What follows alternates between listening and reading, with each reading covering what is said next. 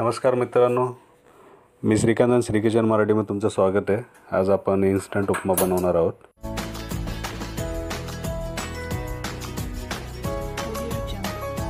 अशाच नवनवीन रेसिपीजसाठी श्री किचन मराठीला सबस्क्राइब करा। त्यासाठी आपण कढई घेतलेली आणि त्याच्यामध्ये आपण 2 ते 2.5 पळे तेल घेऊ। तेल गरम झालं की त्याच्यामध्ये आपल्याला एक अर्धा चमचा मोहरी टाकायची। मोहरी थोडी गरम झाली तडतडली की त्याच्यामध्ये एक अर्धा चमचा जिरे टाकून घेऊ आपण। जिरे पण चांगलं भाजलेलं आहे। 2-3 हिरव्या मिरच्या आणि कढीपत्ता हे आपण टाकून घ्यायचं।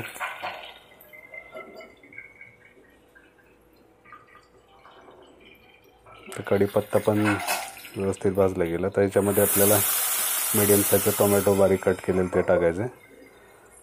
थोडं आपण याला हलवून घेऊ आणि झाकण ठेवून एक 2 मिनिटं टोमॅटोला थोडं नरम होऊन देऊ। 2 मिनिटं झाली आहेत तर त्याच्यामध्ये आपल्याला चवीनुसार मीठ टाकायचं आहे। मीठ टाकलं म्हणजे काय, टोमॅटो लवकर शिजतात। टोमॅटोला शिजायला जास्त वेळ लागत नाही। परत एकदा झाकून एक 2 मिनिटं टोमॅटोला शिजून द्यायचे। 2 मिनिटं झालेली आहेत। बघू आपण टोमॅटो आपले व्यवस्थित नरम झालेले आहेत, शिजलेले आहेत चांगले। त्याच्यामध्ये मी जो जाड रवा घेतलेला ज्या वाटीनं, त्या वाटीच्या मापाने मी 5 वाट्या पाणी घेतलेले।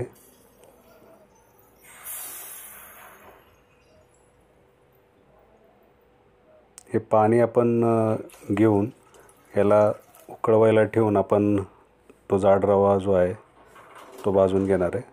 उपमा बनवण्यासाठी जाड रव्याचाच वापर करायचा, बारीक रव्याचा वापर करायचा नाही, उपमा छान होत नाही। इथे आपण एक पॅन घेतलेला आहे आणि याच्यामध्ये हा 1 वाटीभर जाड रवा घेतलेला आहे। त्याला आपण व्यवस्थित भाजून घ्यायचं आहे।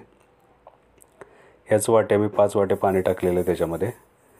तर हा रवा व्यवस्थित भाजून घेतलेला आहे आपण। तुम्ही बघत असाल हा भाजला, एक 5 मिनिटामध्ये हा व्यवस्थित भाजला जातो। इकडे आपल्या पाण्याला उकळी पण आलेली, हे तुम्ही बघत असाल। आता याच्यामध्ये आपण कोथिंबीर टाकून घेऊ।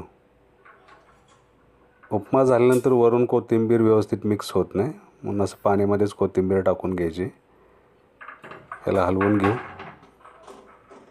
आणि आता भाजलेला जो जाड रवा आहे तो आपण याच्यामध्ये हळूहळू टाकायचा, कारण तो रवा पण गरम आहे। त्यामुळं इथं गाठी बनण्याचा चान्स खूप कमी असतो रवा गरम असल्यामुळं।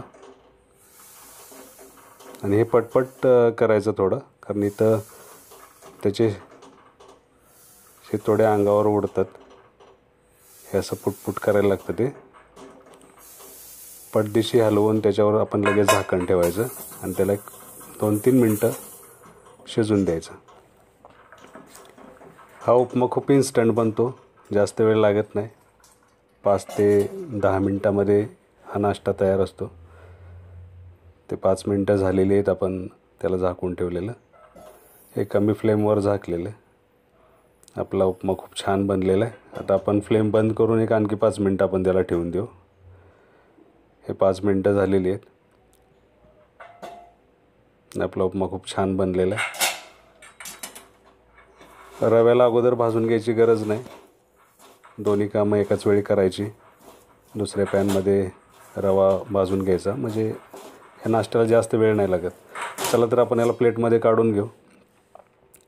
ही रेसिपी बनवून तुम्ही नक्की पहा आणि ही रेसिपी तुम्हाला कशी वाटली ते पण कॉमेंट्समध्ये सांगा। आणि श्री किचन मराठीला लाईक आणि सबस्क्राईब करायला विसरू नका। चला तर अशी आणखी एक नवीन रेसिपी घेऊन परत भेटूया।